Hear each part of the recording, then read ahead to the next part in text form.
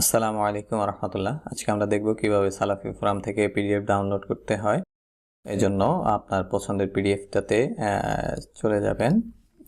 আমি এখান থেকে যদি এই পিডিএফটা ডাউনলোড করতে চাই, এখান থেকে আমি গিয়ে সিলেক্ট করে তারপর আমি দেখতে পাচ্ছি যে এখানে ডিসকাশন নামে ট্যাব আছে, কিছু ট্যাব আছে, ওভারভিউ, রিভিউ, হিস্ট্রি, ডিসকাশন, ডাউনলোডার্স। তো এখান থেকে সরাসরি চলে যাব আমি ওভারভিউ ট্যাবে। ওভারভিউ ট্যাবে গিয়ে এখানে আমি নিচে বইয়ের ডেসক্রিপশন লেখা আছে, এগুলোর নিচে রিপোর্ট, আর রিপোর্টের অপোজিটে একটা লাইক বাটন পাবো। সো এই লাইক বাটনে ক্লিক করে তারপর আমি ডাউনলোডে ক্লিক করব। তাহলে আমার ডাউনলোড স্টার্ট হয়ে যাবে। ডাউনলোড স্টার্ট হয়ে যাবে বলতে 10 সেকেন্ড কাউন্টডাউন টাইমারের পর আমার ডাউনলোড বাটনটা ভিজিবল হবে। তারপর যখন আমি ডাউনলোডে ক্লিক করব তখন এই যেভাবে ডাউনলোড হয়ে যাবে।